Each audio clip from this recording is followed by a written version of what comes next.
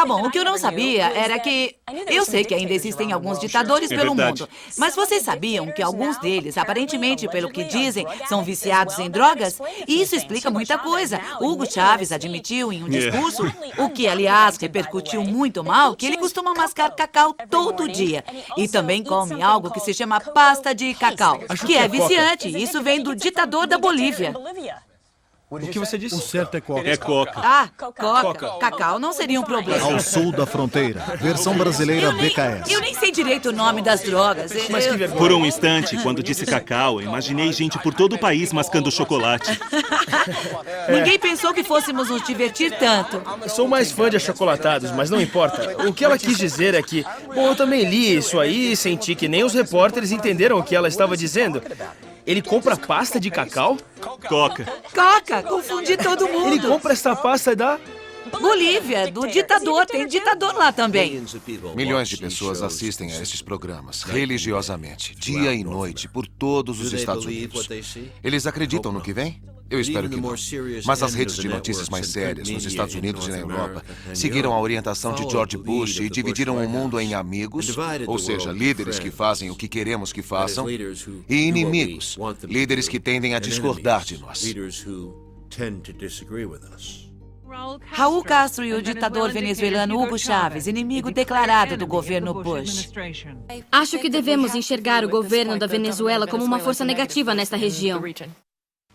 Esta é a nova Venezuela, construída com seu próprio dinheiro derivado do petróleo. Caracas é um dos lugares mais belos das Américas, devido à sábia aplicação da Receita Nacional oriunda do petróleo. Aproximadamente metade dos lucros derivado da venda de petróleo. A política doméstica é vender petróleo internamente para obras físicas, novas indústrias e o bem-estar público.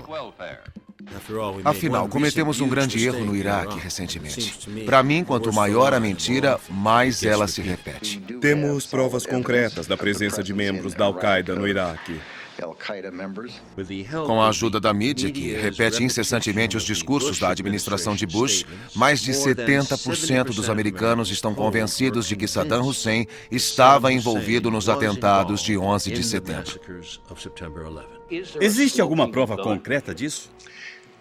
Uma prova concreta é uma expressão interessante. Uma prova concreta que pode vir na forma de um cogumelo de fumaça. Por que estamos aqui? Esta é a pergunta. Por que estamos aqui nesta guerra? Cadê as armas de destruição em massa? Por que demorou tanto para o Sr. Walt questionar Dick Cheney? Tivemos que esperar até 2007 para você provocá-lo. Esta é uma Quer pergunta dizer, justa, mas é que eu queria... Eu vi o Dr. Sanjay Gupta envolvido com as tropas no início da guerra. Eles e o resto de vocês da grande imprensa se recusaram a fazer as perguntas difíceis aos nossos líderes e exigir respostas francas. Por isso estamos aqui nesta guerra, 5 anos em guerra, porque o senhor e a CNN e o Dr. Gupta não cumpriram seu dever e colocaram a gente nesta bagunça. A mesma estratégia do Iraque foi aplicada nas revoltas na América do Sul. A vitória eleitoral de Hugo Chávez, apesar de muita oposição, foi um triunfo para a democracia venezuelana. Mas existe um problema com a democracia como ela é praticada na América do Sul. Ela pode derrubar políticos que se recusam às regras vindas de Washington. Segundo os líderes americanos, o presidente eleito da Venezuela, Hugo Chávez, era e continua sendo um ditador. Os piores ditadores do mundo, Hugo Chávez. O presidente venezuelano se tornou mais perigoso aos Estados Unidos do que Fidel Castro jamais foi. A ExxonMobil diz que foi roubada pelo presidente Hugo Chávez. O nome mais forte da América Latina. Tem uma coisa que chamamos de palhaço matador. Hoje talvez ele seja um na América Latina. Hugo Chávez é um ditador. Crápulas ditadores como Hugo Chávez. Se dissesse que detesta Hugo Chávez ou Fidel Castro, eu diria que odeio esses caras. Na capa do livro cita Otto Reich, que foi embaixador da Venezuela nos anos 80, que disse ele é mais perigoso que Bin Laden e que os efeitos de uma guerra entre Chávez e os Estados Unidos pudessem ser pior que 11 de setembro. Chávez apoia o terrorismo diariamente, não faz nada contra o tráfico de drogas, apoia as ambições nucleares do Irã e da Coreia do Norte, também ajuda a Síria. Ele convidou a Al-Qaeda e o Hamas a se estabelecerem em Caracas.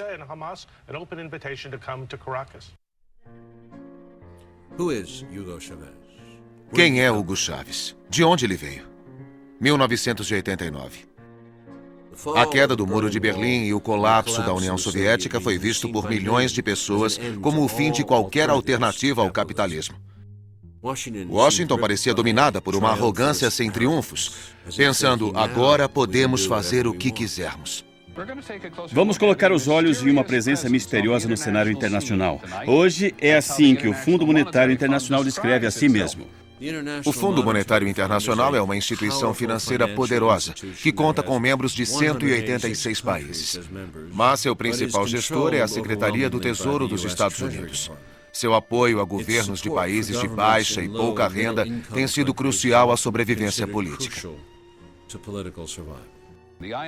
O FMI tenta manter uma economia global estável, com um fluxo fixo de dinheiro entre países de moedas diferentes. O maior desafio para a recém-descoberta dominação de Washington veio da América do Sul. Um continente que o FMI e a Secretaria do Tesouro usaram muito como uma cobaia de suas experiências econômicas. Em 1988, a economia venezuelana estava um caos. O salário mínimo abaixava e a pobreza aumentava há anos. O governo venezuelano foi de joelhos pedir ajuda ao FMI, que o atendeu, estabelecendo um programa de ajuste estrutural que garantia mais dinheiro, especialmente aos pobres. Quando a tarifa de ônibus foi aumentada em 1989, obedecendo ao acordo com o FMI, Caracas explodiu em uma fiesta de ataques e saques. A polícia abriu fogo novamente em Caracas, capital da Venezuela, contra manifestantes que atiravam pedras. Hoje é o 4º dia de protestos contra a decisão do governo de aumentar o preço de alguns itens básicos de consumo. O governo chamou o exército. Centenas, talvez milhares de venezuelanos foram mortos.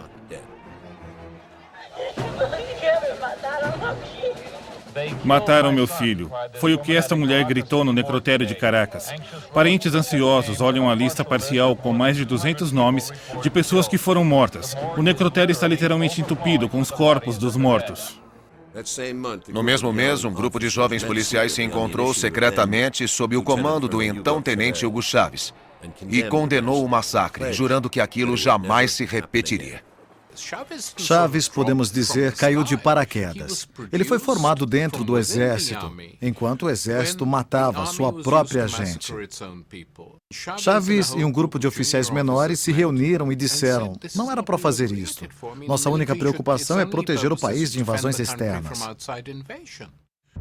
1992. Exatamente 3 anos depois, em fevereiro de 1992, Chávez ameaçou uma rebelião frustrada para derrubar o governo. Mas o ataque prometido nunca aconteceu.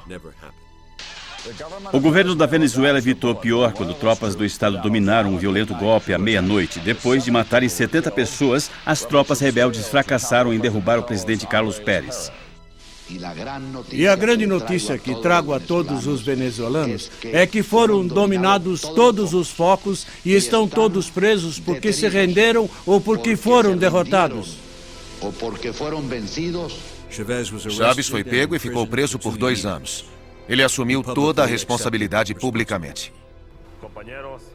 Companheiros, lamentavelmente por hora, o objetivo que plantamos não se concretizou na nossa capital. Ou seja, nós aqui em Caracas não conseguimos controlar o poder e eu, diante de vocês e do país, assumo toda a responsabilidade desse movimento militar bolivariano. Sem dúvidas, o golpe foi ilegal. E contra os mesmos defensores da democracia que Chávez, mais tarde, defenderia no golpe contra seu próprio governo. Por outro lado, não passou desapercebido o fato de que a maior parte da população via Chávez como um herói. E posso garantir com toda a segurança que esta é a última vez que a Venezuela passa por uma situação como esta.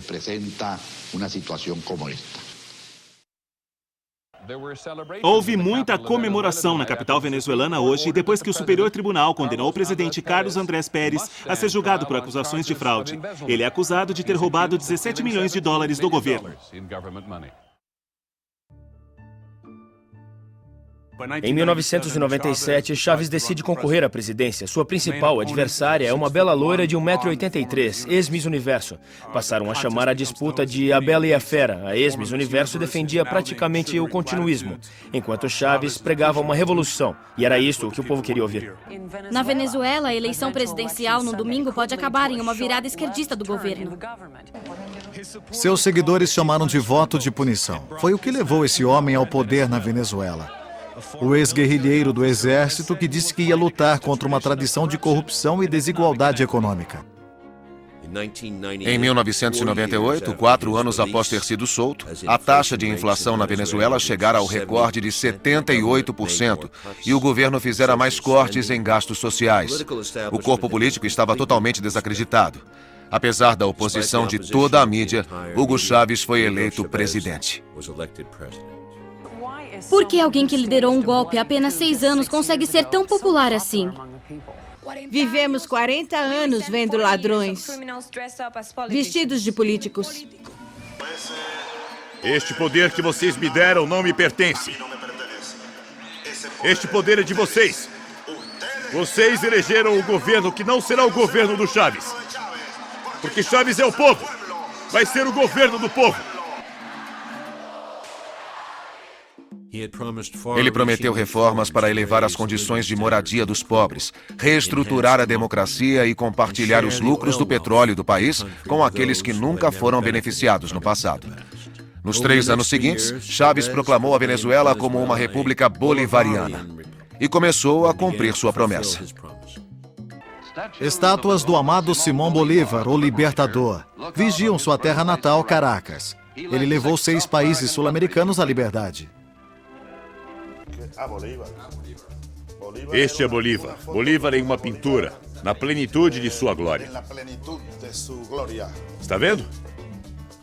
E agora seu auge. Bolívar em seu auge. Bolívar no Peru com toda a sua glória. Além disso, Bolívar pensava em termos de séculos e via o mundo em termos de continentes. Estou com você, Chávez! Senhor presidente! Como vai? Como estão indo? Aqui, presidente! Oi, presidente! Presidente É isso Chávez! mesmo, companheiro, é isso mesmo! Olá, presidente! Olá! Vamos em frente! Oi, presidente! Como vai? Oi, presidente! Vamos em frente, vamos à luta! Ei, presidente!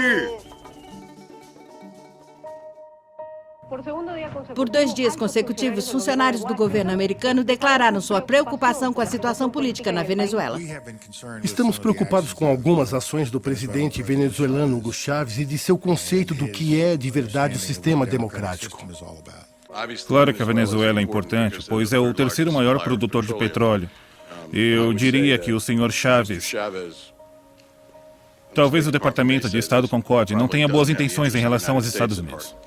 As reformas de Chávez provocaram resistência da oligarquia do país. Temos um governo mentiroso, canalhas. Controlavam a mídia venezuelana e a usavam para instigar a oposição. Também mobilizaram oficiais dentro das Forças Armadas e receberam ajuda dos Estados Unidos e da Espanha. Eu acho que o mais sensato para o presidente da República e seu gabinete é que apresentem espontaneamente sua renúncia ou desapareçam do país. O empresário Pedro Carmona foi escolhido para ser o novo presidente. Ele foi levado à Espanha para receber a faixa presidencial. O golpe contra Chávez só tem um motivo, o petróleo. Bush fez o plano. Primeiro, Chávez. Petróleo. Segundo, Saddam. Iraque. A causa do golpe na Venezuela e da invasão no Iraque. É a mesma, petróleo. Em 11 de abril de 2002, grupos de partidários de Chávez e membros da oposição fizeram passeatas em diferentes locais da cidade.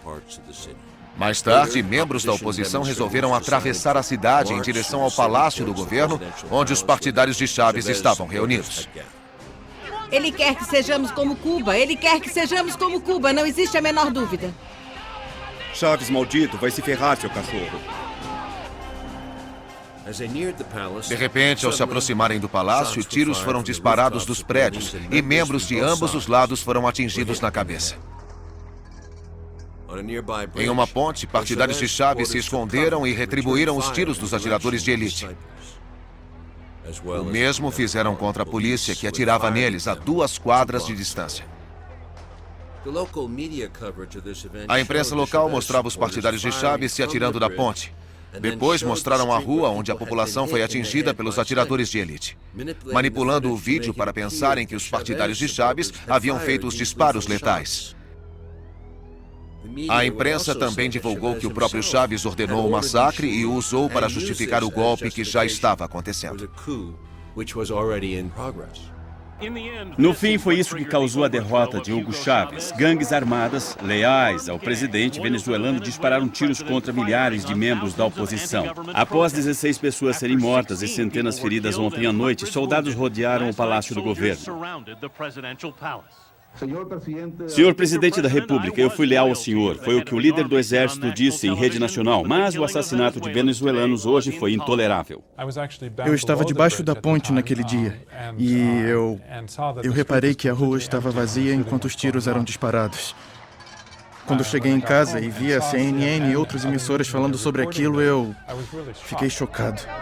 Tinha um cara ali em cima, no 2º andar daquele prédio. Ele começou a atirar e muitos de nós fomos atingidos na cabeça. Olha só, tinha alguém lá em cima atirando nas pessoas, na ponte, aqui atrás. Atiravam nas pessoas que tinham subido na ponte.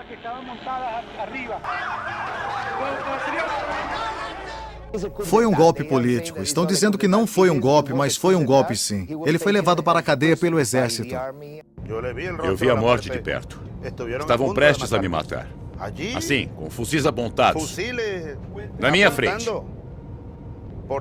E atrás. E eu discutindo com eles, lembrando de Che Guevara, que dizem que morreu em pé. E por dentro eu dizia, eu não vou pedir perdão, nem clemência.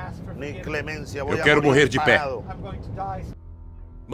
A maior parte da imprensa americana aprovou o golpe. O conselho editorial do The New York Times escreveu: a democracia venezuelana não será mais ameaçada por um sujeito metido a ditador. Tal referência a Chávez ignorava a ironia do que acontecia nas mãos de um ditador de verdade. Ficam suspensos os cargos dos deputados e suplentes da Assembleia Nacional, destituem-se de seus cargos ilegitimamente ocupados o presidente e demais magistrados do Supremo Tribunal de Justiça, o promotor de justiça e os membros do Conselho Nacional Eleitoral. Membros da oposição apresentaram ao Supremo Tribunal um atestado de insanidade mental do presidente da República, Tenente Coronel Hugo Chávez. A mídia venezuelana se tornou parte da oposição nos meses que antecederam ao golpe. Ou seja, participaram e apoiaram a oposição.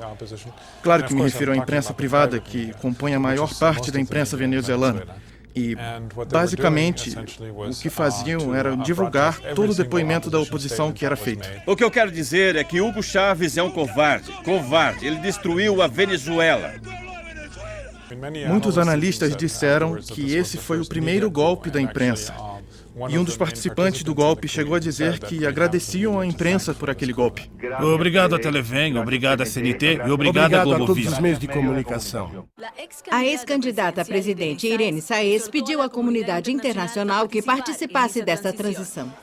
Hoje eu estou pedindo ao governo dos Estados Unidos e a todas as Nações Unidas e à OEA que percebam que o que aconteceu na Venezuela é um crime. Matou muita gente inocente. E que todo o governo apoie o processo democrático verdadeiro que hoje vive o país. Poucas horas antes do golpe, o FMI, geralmente lento em responder a pedidos legítimos que partem da África faminta, agiu rapidamente, demonstrando seu apoio ao golpe. Espero que essa discussão possa continuar. Estamos preparados para ajudar a nova administração em qualquer questão que achem importante. O objetivo era claro. O FMI deixava bem claro que a derrubada de Chávez do poder era de grande interesse para a economia do mercado. Existe um motivo para que Washington esteja praticamente sorrindo. Importamos mais petróleo da Venezuela do que qualquer outro país da OPEP. O preço do petróleo caiu bastante hoje com a queda de Chávez. A razão do preço ter caído tão drasticamente é provável que seja pelo fato de que quem substituir Chávez será muito mais simpático aos interesses dos Estados Unidos do que era o antigo presidente. Você me perguntou por que não me mataram. Mandaram me matar, mas eu sou um soldado que passou metade da vida nas Forças Armadas. E os militares venezuelanos, principalmente os mais jovens, me veem como seu líder. A notícia se espalhou. O que acontecerá aos pobres que dramaticamente marcharam em massa em direção ao palácio? Votei em Chávez. Eu quero que ele termine seu mandato, porque se isto é uma democracia, devem respeitar as leis. Os soldados chegaram a dizer a seus oficiais que não apoiariam o golpe. As Forças Armadas estão com o povo! Eles me cercaram e me protegeram. E depois me tiraram da ilha. Paraquedistas com helicópteros.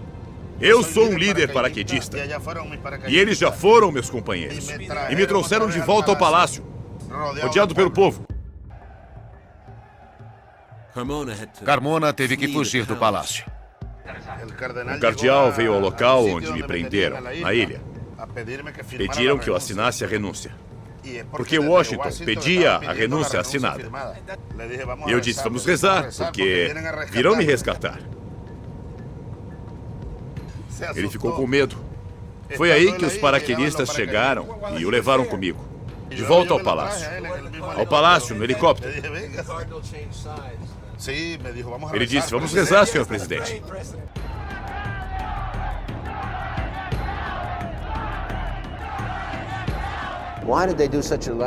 Por que uma coisa tão mal feita? Foi um tiro na água. Na verdade, porque não o mataram quando o pegaram. Não seria tão difícil se comparado a Guatemala, ao Chile ou à Argentina. A Venezuela dos anos 2000, 2002 não é a Guatemala de 54. Não é o Chile de 73.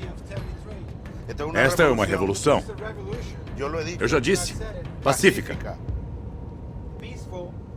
mas armada.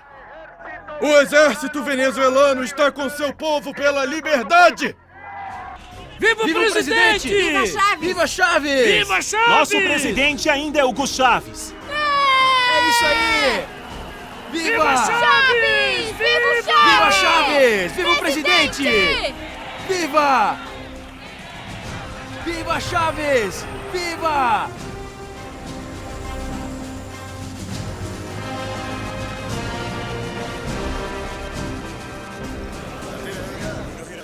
Voltamos. Bom dia a todos. E continuem a avançar com calma e com prudência. Continuem. A lei respeita a virtude e a honra.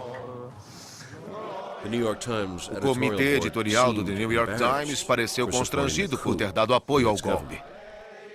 Sobretudo respeitando a virtude e a honra.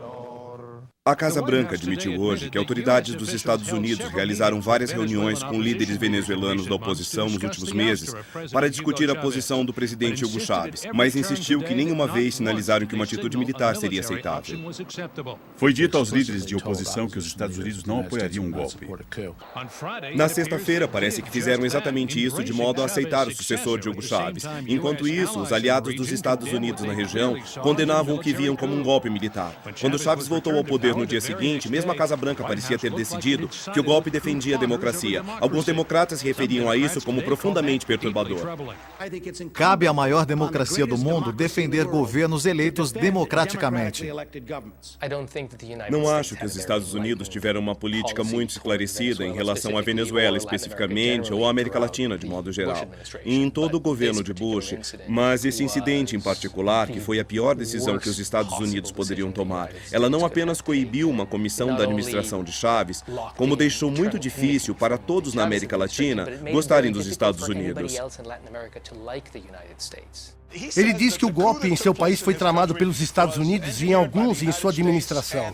Dizem que, de fato, o senhor teve algo a ver com isso. O que diz ao ouvir estas coisas? Tenho que rir, porque, para começar, não houve golpe. Se tivesse havido um golpe, o Sr. Chaves teria sido eliminado. Aconteceu uma completa investigação por parte do Departamento de Estado e não houve absolutamente nenhum envolvimento dos Estados Unidos nessa ação, que Chaves chama de golpe. Sim, os Estados Unidos apoiaram. Tinham pessoas envolvidas no golpe antes que acontecesse. Houve envolvimento de ONGs patrocinadas pelos Estados Unidos que treinaram algumas pessoas envolvidas no golpe. E logo depois do golpe, o governo americano disse que era uma renúncia, não um golpe, reconhecendo efetivamente o governo que assumiria temporariamente até o presidente Chaves voltar. O golpe falhou. Mas apenas 8 meses depois, a administração da empresa petrolífera nacional iniciou uma greve com seus operários, a que se juntaram negociantes que dispensaram seus funcionários. Mais uma vez, a greve, com o apoio da imprensa privada, arruinou a economia e provocou uma grave recessão, comparável aos piores anos da Grande Depressão nos Estados Unidos. Uma greve geral dos opositores ao governo do presidente Chaves forçou o Supremo Tribunal a interromper os trabalhos hoje. Toda a indústria petrolífera na Venezuela foi fechada. Tal tentativa de se opor a Chaves também fracassou. Em apoio, os cubanos enviaram 10 mil médicos e remédios grátis para que fossem abertas clínicas para os pobres. Em uma troca feita entre Chaves e Fidel Castro, ofereceu petróleo barato a Cuba em troca de médicos e remédios.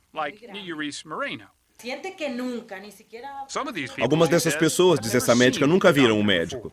Para fazer Chaves parar de falar do que fez para reduzir a pobreza, que foi muito mais reduzida por líderes anteriores a ele. Um dos meus colegas no Departamento de Estado diz que Chaves gosta tanto de pobres que criou milhões de novos pobres. Depois que o governo assumiu o controle da indústria petrolífera, a economia duplicou seu tamanho nos 6 anos seguintes. A pobreza foi reduzida pela metade e a extrema pobreza em mais de 70%. Aqui se cultiva de tudo. Sorgo, milho, feijão, soja. Eu quero testar o modelo de propriedade comunitária aqui. Por exemplo, um bairro como este, com um grupo de famílias, talvez 100 famílias, 500 pessoas. Este grupo é dono de toda esta área de 200 hectares.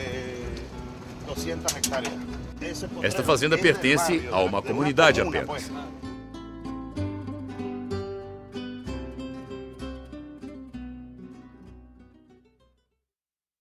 Chaves tem uma ficha muito pobre em termos de direitos humanos.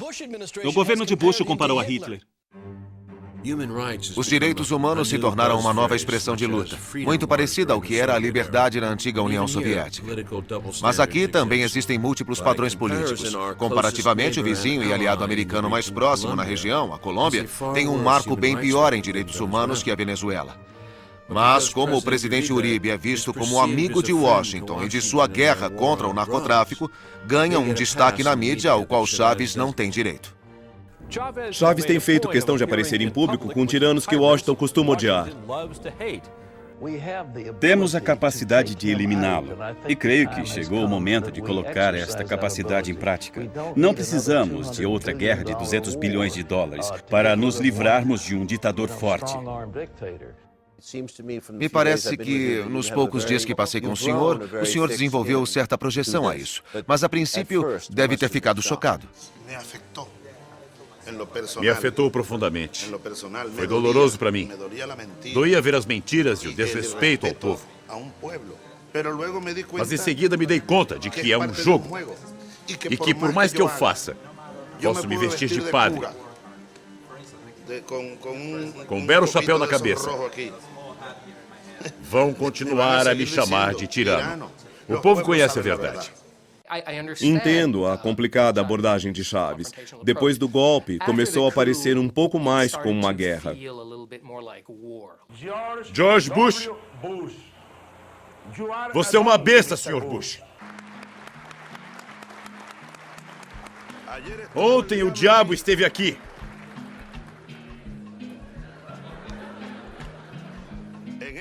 Este lugar ainda está cheirando a enxofre. Esta é sua mesa, é onde trabalha. Este é um dos meus lugares preferidos para trabalhar. Eu nunca vi tamanha energia. Nunca. O senhor me disse que pretendia voltar para cá ontem para trabalhar. Eu trabalhei ontem à noite. A que horas foi dormir ontem? Lá pelas 3 da manhã. 3 da manhã. E trabalhou até as 2. Trabalhei, eu li. Eu sou obrigado a estudar muito. Tenho que conhecer minha equipe. E se diverte? Gosta de ler por prazer? Tudo isso é um prazer. E foi para a cama lendo este livro? Ele não é um pouco chato?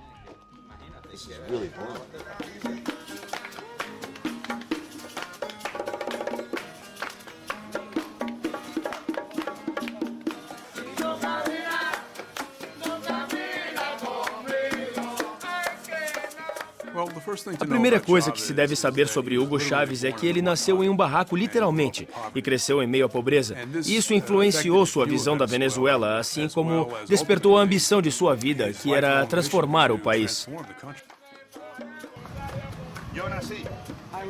Eu nasci a uns 100 metros, ali na frente. Bem-vindo à nossa vizinhança. Olá, como vai, querida? Tudo bom? Como está, querida? Como está?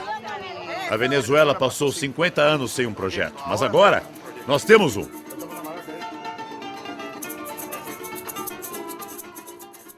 Quem é ela? Ali é minha avó. É uma foto muito antiga que nós recuperamos de uma cédula de identidade. Com quantos anos ela morreu? Tinha menos de 70. Morreu de tanto trabalhar. Olá! Foi aqui que eu nasci, numa cabana de palha. Ah! E esta é a casa onde eu cresci. Como ele era com 14 anos? Era magro. Gostava muito de jogar beisebol. Beisebol? É. Em qual posição? Ele era lançador. Jogava na primeira base. Deve ser muito chato ganhar sempre. Ele só gosta de ganhar. Mas ninguém gosta de perder. Ninguém, mas ele sempre se empenha muito para ganhar. Plantamos umas árvores frutíferas ali. Tamarindeira, laranjeira, tem um pé de café ali. E uma colmeia de vespas ali. Minha avó me mandava colher café.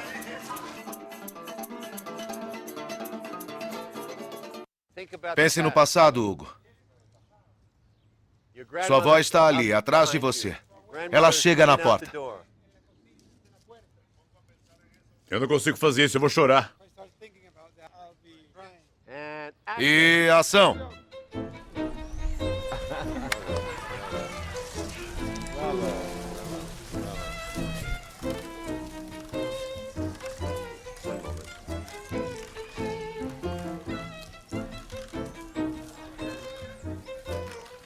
Ah, nossa! Olha só, quebrei a bicicleta no meio. Eu vou ter que pagar. Agora eu vou ter que pagar a bicicleta. De quem é a bicicleta?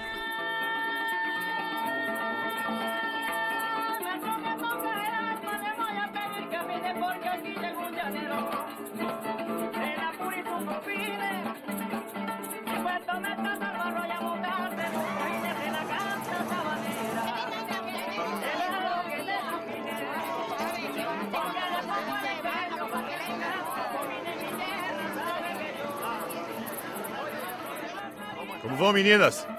Estão estudando? Eu estudo engenharia. Engenharia. Ela estuda engenharia.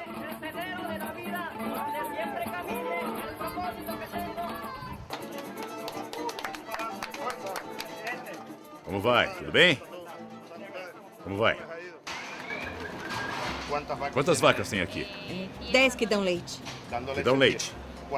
E quanto produz cada vaca aqui? 4 litros cada uma. 4 litros. Tá na hora de aumentar a produção, hein? E essa propriedade, ela é da Sim. sua família? Sim. Estudou até que ano? 6ª série. 6ª série. Tem que voltar à escola. Procure a Missão Ribas. Quando cheguei ao poder, tínhamos que importar milho. Agora não é mais preciso. Quebramos recordes de produção neste ano. Estamos construindo usinas. Tem uma bomba atômica sendo feita aqui.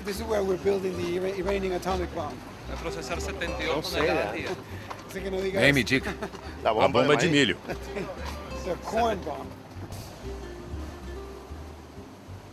Processamos nosso próprio milho em nossa usina. Produzimos fubá. Neste caso, com o apoio do Irã. E vendemos muito barato, aos pobres, ao povo.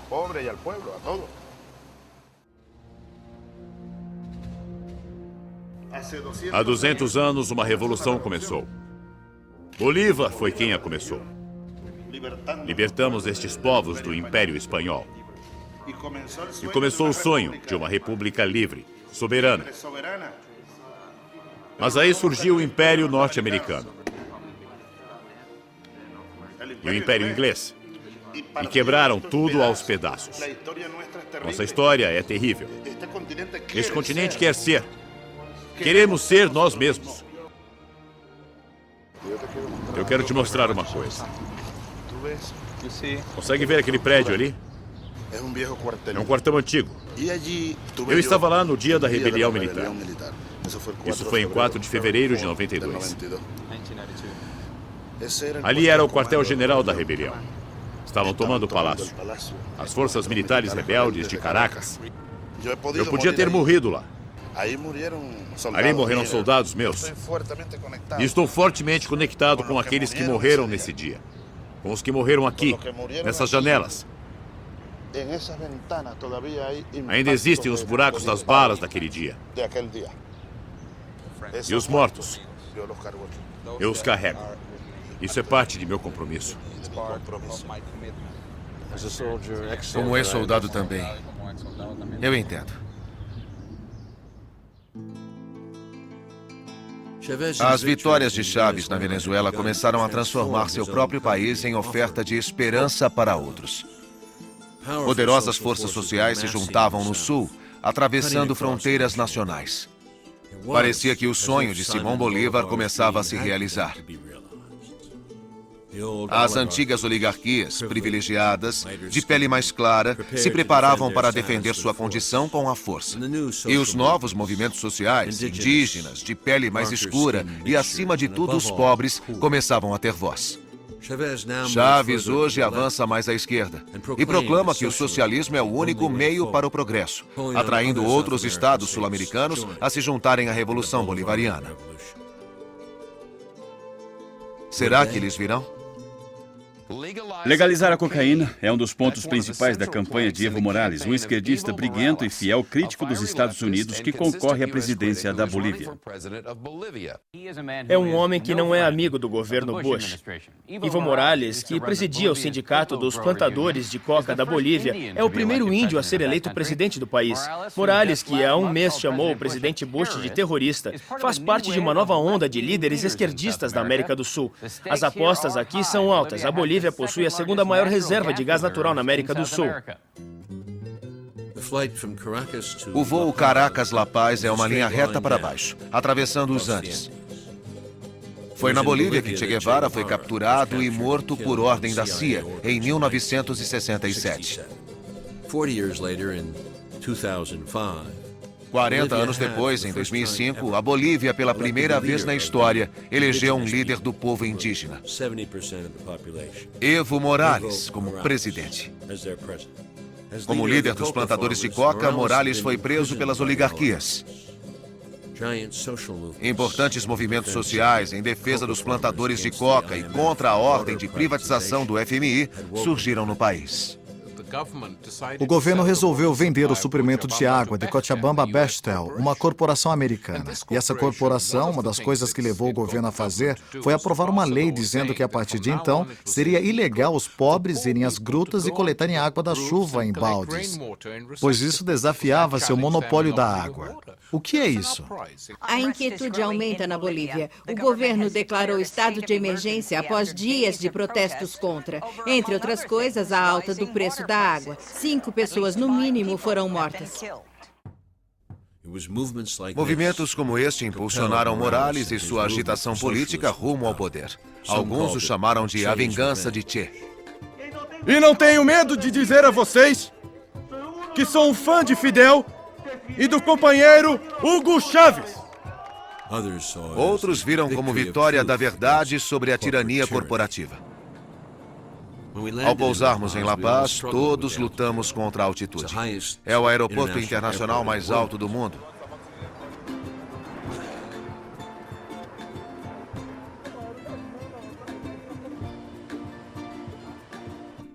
Por gerações, os indígenas mastigam folhas de coca para aliviar a tensão sobre o corpo. Não é o mesmo que cocaína, como muitas pessoas acreditam. As folhas de coca devem ser processadas quimicamente para que seja produzida a cocaína. Mas, em sua forma nativa, tem efeitos estimulantes leves, como a cafeína.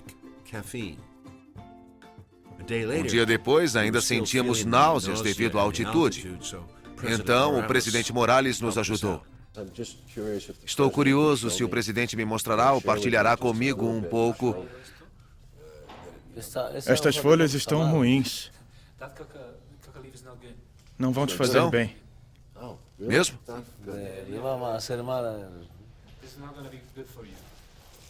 Você é o especialista. Devem ser mais verdes, não escuras assim. Então, Washington trouxe a luta contra as drogas para a Bolívia e o presidente Morales expulsou o DEA há alguns meses. O pretexto de lutar contra o narcotráfico que implementaram é uma política de controle. E não apenas contra a Bolívia, mas com muitos outros países latino-americanos. A luta contra o narcotráfico faz parte dos interesses geopolíticos dos Estados Unidos. Certo. Esta aqui. É um controle. Esta é boa. É assim que se consome. Eu te convido. Com as duas mãos. E você pega assim. Desse jeito. Isso. Segure bem. E assim. E você pega aqui no talinho. E... Por que os talos?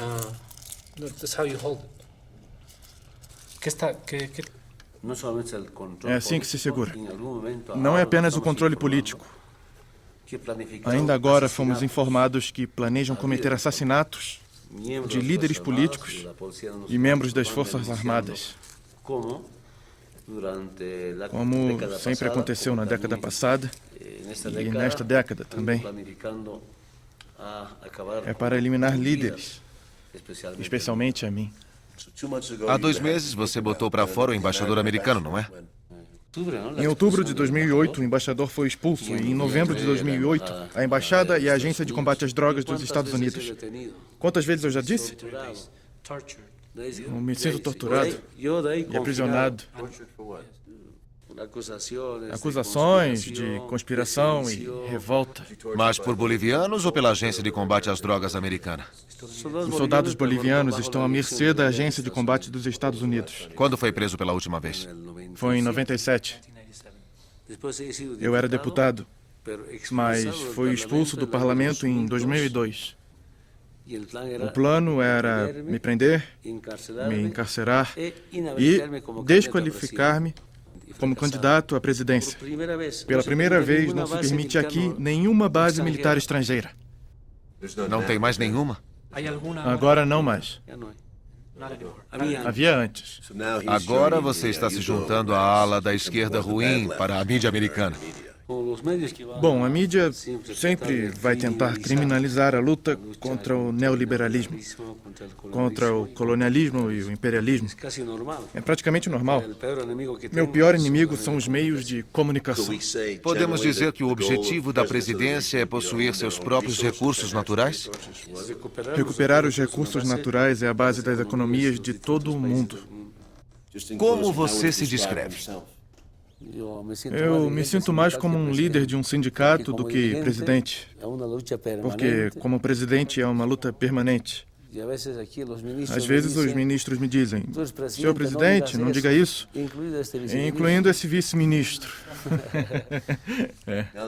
Agora que eu entrei num acordo com as Folhas Verdes, podemos ir lá fora um instante? Eu não sei se ele está disposto. Estou sempre disposto. Quero jogar futebol com o presidente. Você pode me mostrar alguns passes? Vamos. Você gosta do Maradona? Do futebol? Claro.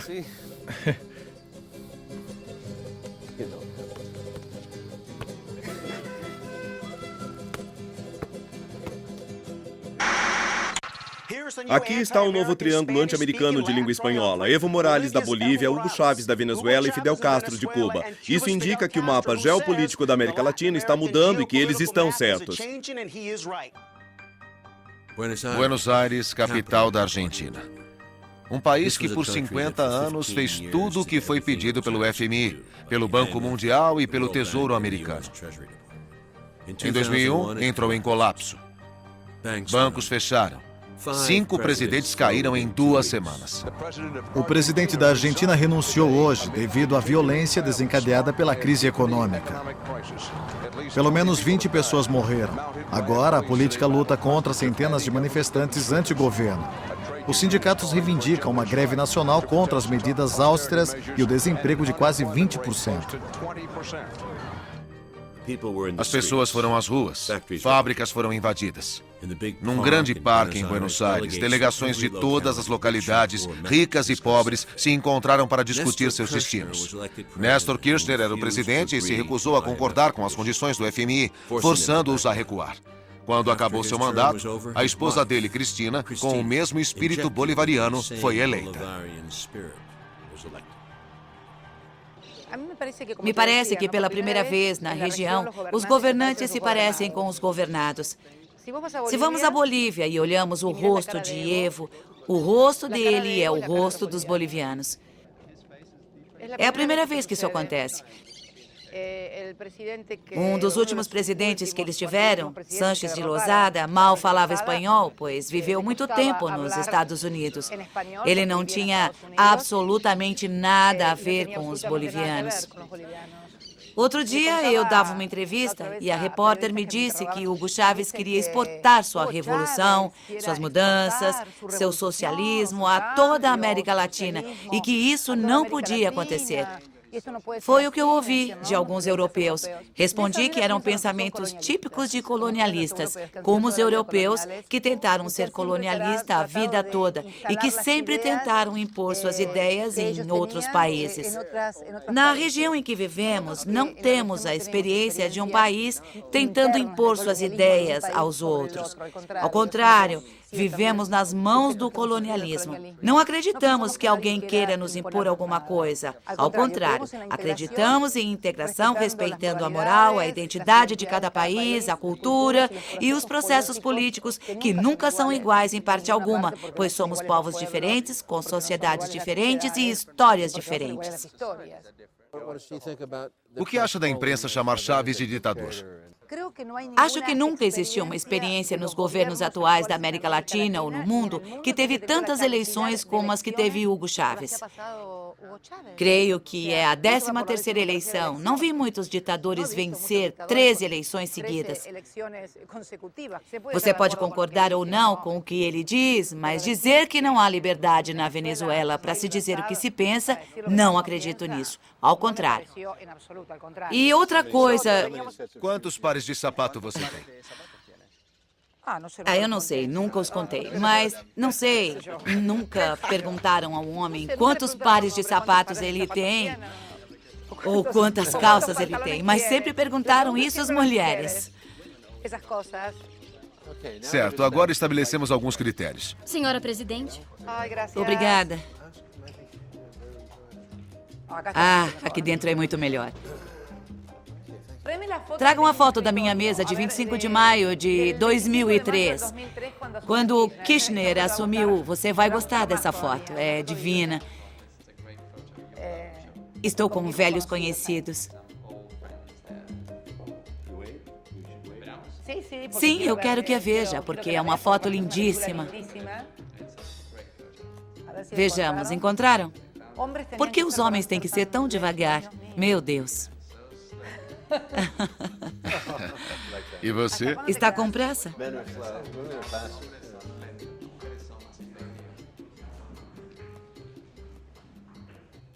Isto foi de 25 de maio de 2003. Kirchner assumindo, Fidel rindo e eu como a primeira-dama.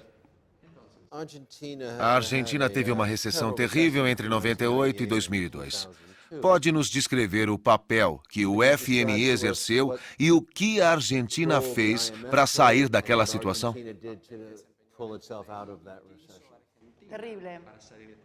Terrível. Terrível. O FMI recomendou uma série de privatizações, a não intervenção do Estado na economia, que a economia deveria resolver tudo atrelando o peso do dólar. Para manter essa ficção, o país segurou uma situação financeira brutal, porque o dinheiro vinha do FMI e os juros do empréstimo argentino foram impressionantes. E depois eles se retiraram. E bom, isso levou à maior dívida da história da Argentina, que chegou a 160% do PIB. Isso deixou 1/4 da população sem trabalho,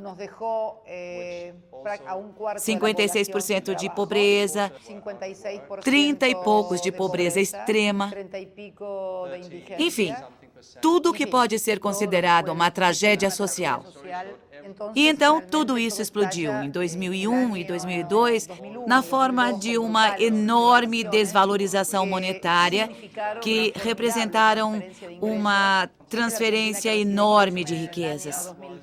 Foi o que Kirchner herdou em 25 de maio de 2003. Por isso começamos uma política diferente e um grande confronto com o FMI. Há uma noção difundida que os Estados Unidos ignoram a América Latina e suas câmaras de comércio ajudaram os ricos, mas feriram os trabalhadores pobres. Hoje, o presidente argentino, com a preocupação sobre a política da Câmara de Comércio americana, pareceu não ter pressa de abraçar o seu colega americano. E, estranhamente, o presidente Bush concordou. Não é fácil receber essas pessoas. Talvez não seja fácil me receber também.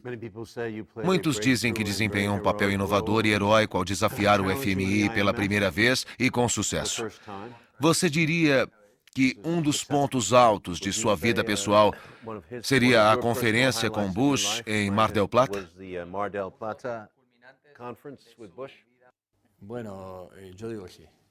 Bom, eu diria que sim. Naquele dia, a América Latina derrotou as intenções da primeira potência mundial, representada pela política do presidente Bush, e que pudemos aturar coletivamente.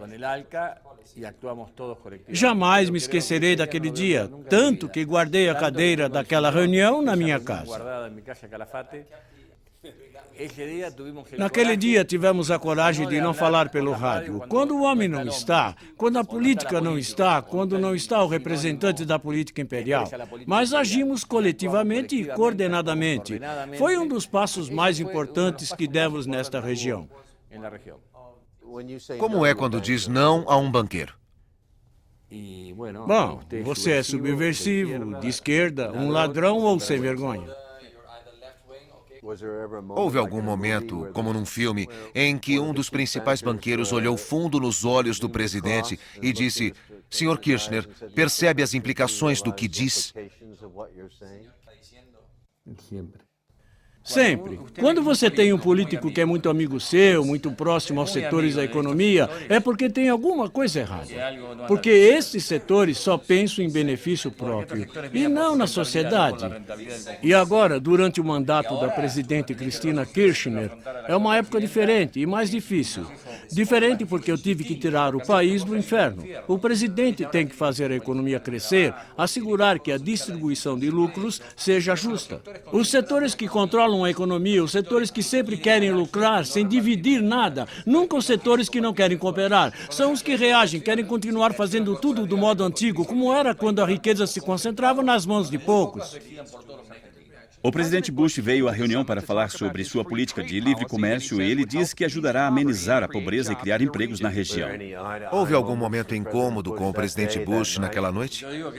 Eu não acho necessário se ajoelhar diante do poder e nem ser rude ao dizer o que precisa ser dito a quem se opõe a você e à nossa nação. Tivemos uma discussão em Monterrey e eu falei a Bush que uma solução para os problemas imediatos seria um plano Marshall. E ele se irritou. Disse que o plano Marshall era uma ideia maluca dos democratas e disse que a melhor forma de revitalizar a economia era a guerra e que os Estados Unidos haviam se fortalecido com a guerra. Foi isso que ele disse. Foi o que ele disse. Ele disse. Guerra. Ele disse isso? Foi, com essas palavras. Ele falava dos Estados Unidos. Ele não falou da América do Sul. Ele disse que os democratas estavam errados, que o crescimento econômico dos Estados Unidos foi impulsionado pelas diversas guerras. Ele foi bem claro na forma como falou. O presidente Bush, bom, só lhe restam mais 6 dias, não é? Graças a Deus. Isso. Graças a Deus. Seu trabalho aqui está sendo dificultado por Hugo Chávez, o presidente socialista da Venezuela, que hoje teve um gesto em comum de levar à reunião os manifestantes em um estádio de futebol próximo. Ele disse que queria enterrar o acordo de livre comércio. Que se dane a ALCA! Da Argentina ao Paraguai, onde o ex-bispo Fernando Lugo, um teólogo liberal, venceu as eleições e pôs fim a décadas de liderança do Partido Colorado, a favor de Washington. Este é o antigo palácio do general Stroessner. É a mansão do ditador. Minha família foi perseguida por Stroessner. Meu pai foi preso 20 vezes por ele. Parece um paradoxo viver agora onde Stroessner viveu. Dá para imaginar. Essas mudanças na América Latina nos últimos 10 anos foram incríveis mesmo. Principalmente desde 2003, 2004. Isso resultou de alguma forma na teologia da libertação? Sem dúvida alguma. Acreditamos que as raízes das mudanças na América Latina começaram com uma nova forma de pensamento. Há uns 15 ou 20 anos. Sabe, ninguém imaginaria que um indígena se tornaria presidente, ou que 2 mulheres seriam presidentes de 2 países importantes, ou que um metalúrgico seria presidente, que um militar seria presidente, e menos ainda que um bispo chegaria à presidência. Acho que existe um novo ator político aqui. Mas a oposição, com certeza, vem desses grupos historicamente que eram privilegiados. Privilegiados no Paraguai, principalmente. Após 61 anos sob um partido hegemônico, não tem sido fácil realizar mudanças no país.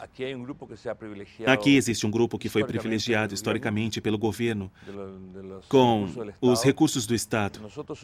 Queremos ser consistentes com a teologia da libertação. Se tem que haver privilegiados, que sejam os que foram esquecidos pela história. Os indígenas, os sem terra, analfabetos, doentes. Eles precisam ser prioridade. Nos comprometemos com honestidade, transparência, a devolver a dignidade às nossas instituições e com mais justiça social. Não consigo me afastar dos 30 anos que eu passei na igreja. É como disse São Paulo, um semeia, um fertiliza, um cultiva e outro colhe. O país tem ligações com o FMI? Sim, temos. Qual é a dívida?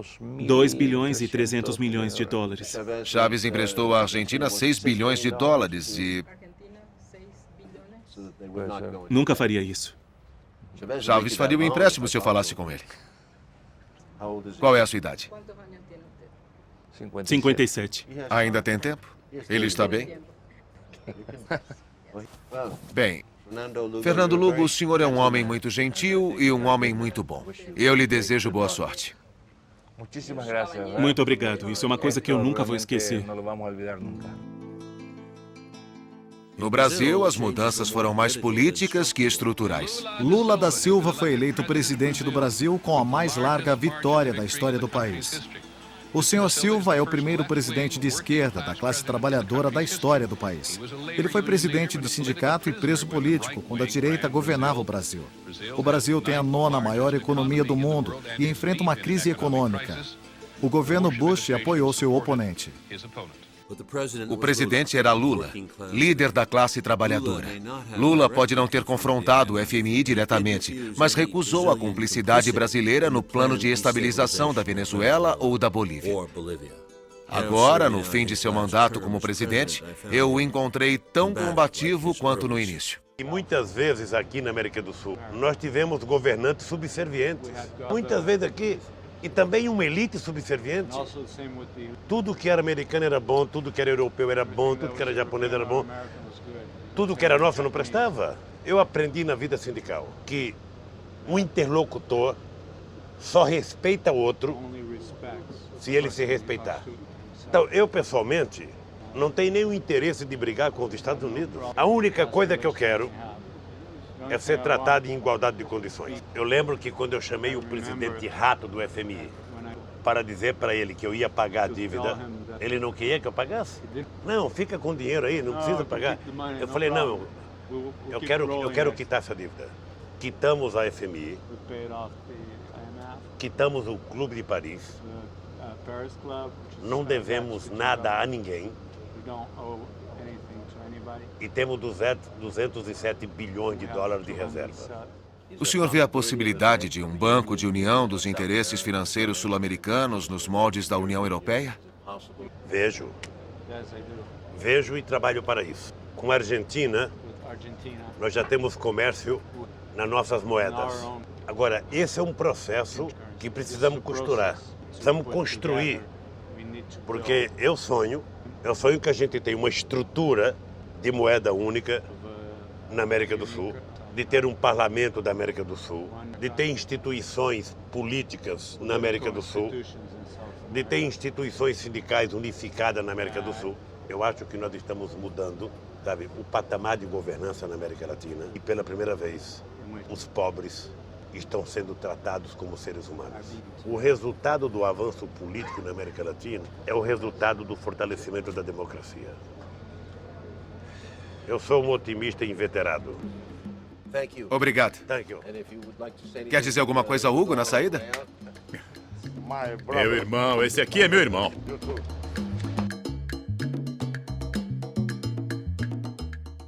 Os dois últimos presidentes da minha lista eram Raul Castro, de Cuba, Austin e Rafael Correa, do Equador. Rafael Correa mostra seu descontentamento com Bush, dizendo que a política americana na América Latina é responsável pelo surgimento de movimentos esquerdistas em toda a região. Quando Washington rejeitou a exigência de Correa de remover uma base militar de seu país, o novo presidente exigiu igualdade. Uma base militar equatoriana em Miami. Bom, creio que o presidente Chávez começou uma nova era na América Latina. Para nós, no momento, é muito difícil fazer as mudanças que gostaríamos de fazer e que o país precisa. Agora que temos muitos governos amigos na região, como o presidente Chávez, o presidente Morales, os Kirchner na Argentina, o Lula no Brasil. Imagino como deve ter sido difícil, 10 anos atrás, para Chávez enfrentar tudo isso sozinho, numa América Latina cheia de governos neoliberais. Minha principal e única influência é Chávez. Ele tem sido um grande exemplo de muitas formas. E qual é a sua posição em relação aos Estados Unidos? Nós gostamos muito dos Estados Unidos. Eu vivi e estudei lá. Amamos muito o povo dos Estados Unidos. Mas, obviamente, a política externa dos Estados Unidos é questionável.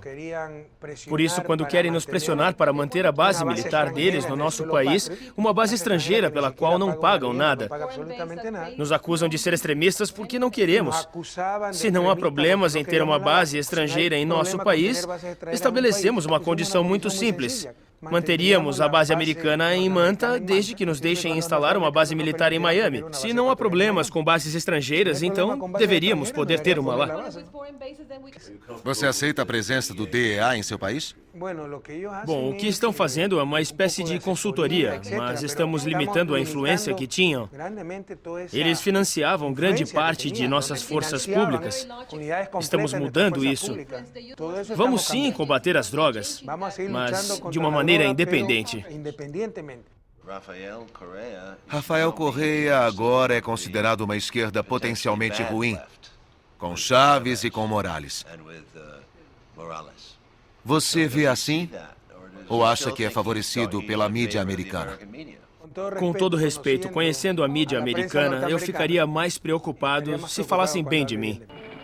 Boa noite. A má notícia sobre planos de assassinatos foi dada hoje pelo Comitê de Inteligência do Senado.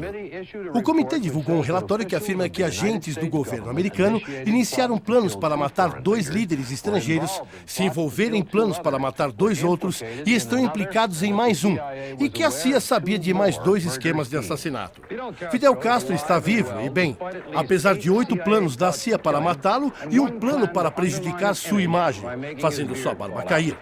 Alguns dos alvos dos planos de assassinatos eram pessoas muito conhecidas como Che Guevara, Raul Castro, irmão de Fidel Castro, de Cuba. Em janeiro, a Revolução, 50 anos. 2003, mais ou menos com a emergência de Chávez e sua vitória após o golpe. Você é o avô, o padrinho. Não. E o que acha disso? Não, talvez o pioneiro, mas não o padrinho. Todos são maiores de idade, andam com suas próprias pernas, têm suas próprias ideias e contribuem com novas ideias. Por exemplo, o socialismo do século XXI. E o que acha desses herdeiros? Existe otimismo? Não são herdeiros de nenhum trabalho nosso.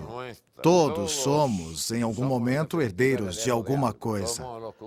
Os cubanos são herdeiros dos libertadores das Américas, começando por Bolívar e Sucre, Toussaint Louverture, o haitiano. A primeira e única revolução triunfante dirigida por escravos na história da humanidade. Somos herdeiros de algumas das batalhas mais recentes, de outros companheiros que caíram, como Che Guevara e outros. Agora, alguns são jovens, como o presidente Correa e o presidente Chávez. Mas cada um está conquistando sua própria identidade, encontrando sua própria identidade no continente. E essa é a verdade. Somos os padrinhos e eles não são nossos herdeiros. E a Revolução Cubana chegou a meio do século completamente íntegra. E os cubanos, apesar de terem personalidade explosiva, aprenderam a ser pacientes. Isso é uma coisa incrível. E essa combinação explosiva, como Fidel disse, dos europeus, o nosso lado espanhol e o nosso lado africano. Estamos prontos para mais 50 anos.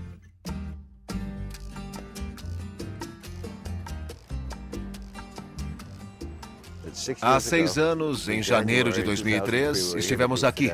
Entrevistamos Fidel e falamos com ele por 3 dias. Ele era um lobo solitário, isolado. A ilha não tinha propaganda, não tinha corporações. Foi uma volta a outra era. Ele foi o rato que rugiu, que lutou a 80 quilômetros dos Estados Unidos por 50, 100 anos. Como o velho e o mar. Como o velho e o mar. É uma história triste de Hemingway.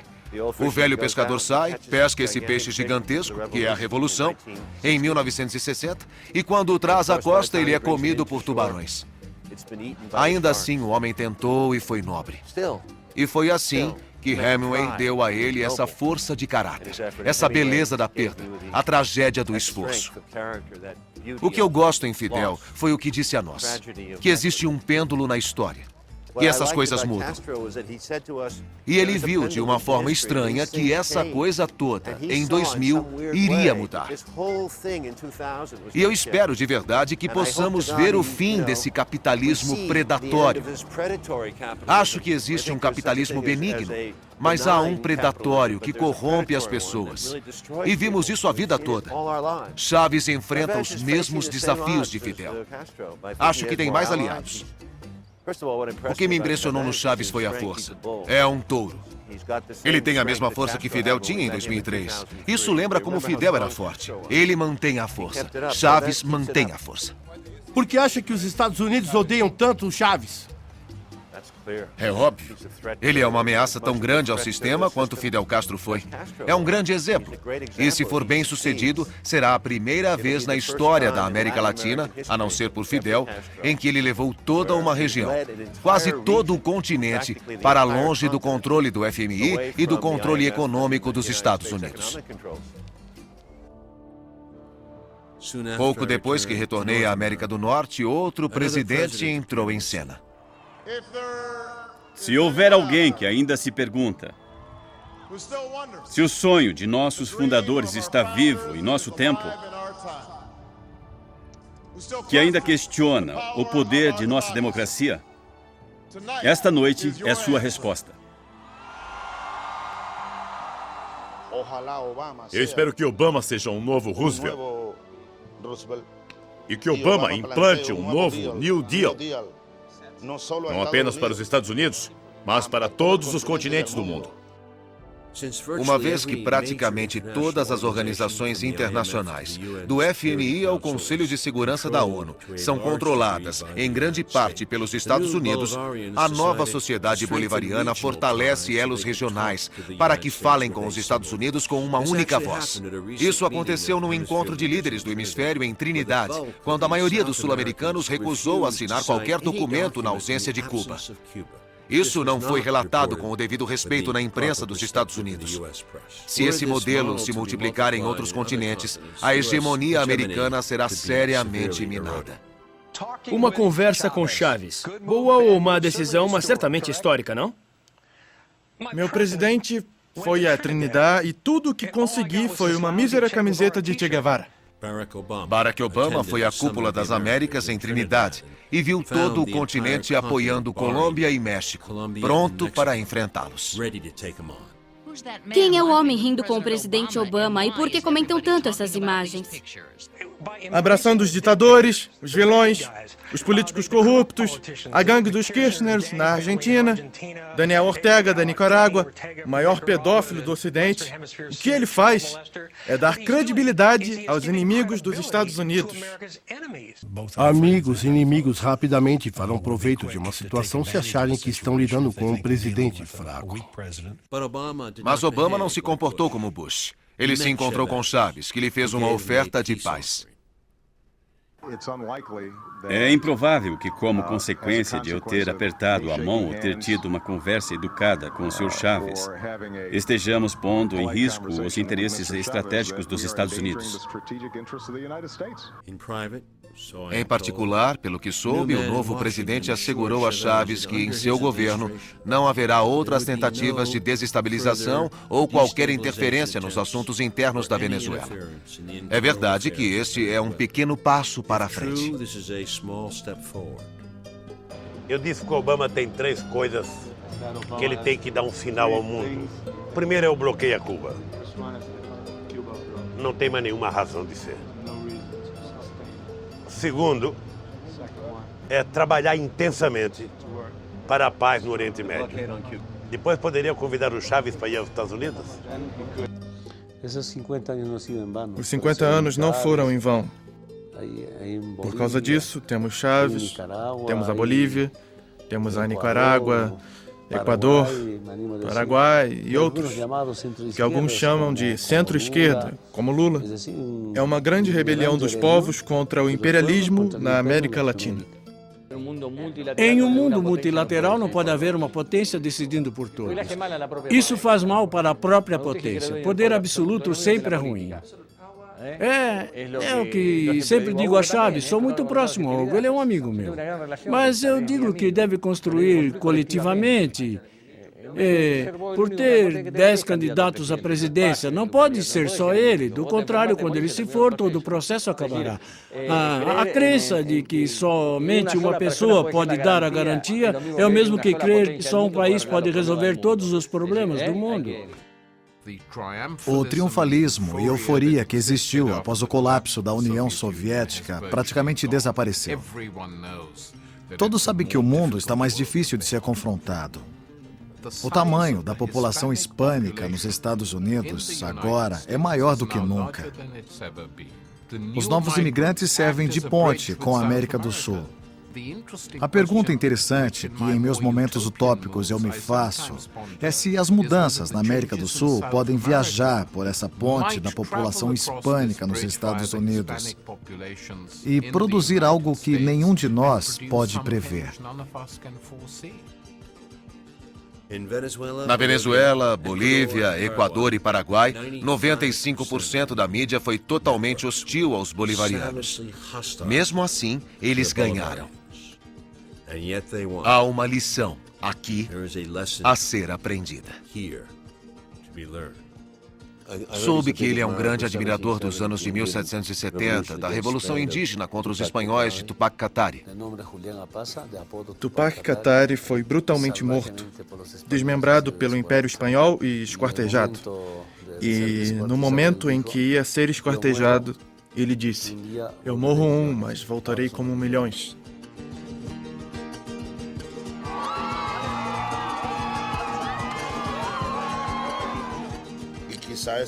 E talvez seja uma das coisas que nos faça continuar.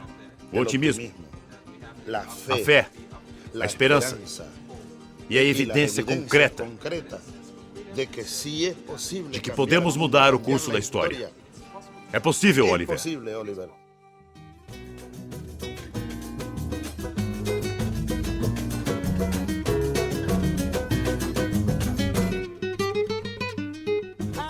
Uma distribuição Europa Filmes.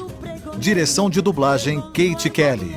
Com as vozes de Marco Antônio, Hamilton Ricardo, Dado Monteiro, Lúcia Helena, J.C. Guerra, Ricardo Teles, Raul Ferreira, Renan Gonçalves, Kate Kelly, Wagner Santos, Paulo Porto, Sidney César, Raul Schlosser e Laudi Regina.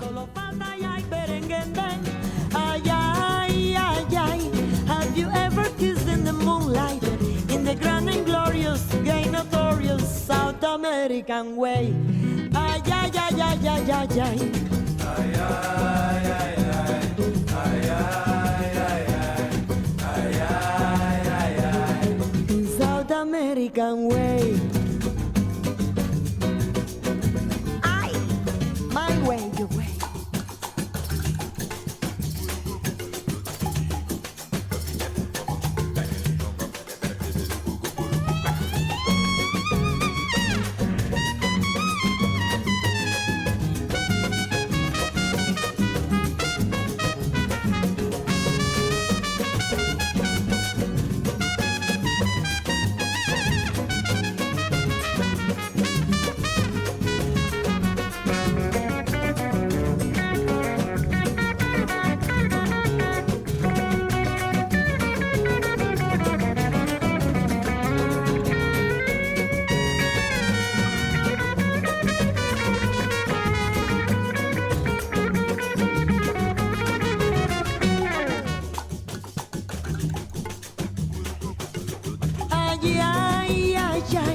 Have you ever danced in the tropics with a hazy, lazy, like kind of crazy, like South American way? Ay, ay, ay, ay. Have you ever kissed in the moonlight in the grand and glorious, gay, notorious South American way? Ay, ay, ay, ay, ay, ay, ay. Ay, ay, ay, ay. Ay, ay, ay, ay. Ay, ay, ay, ay. South American way.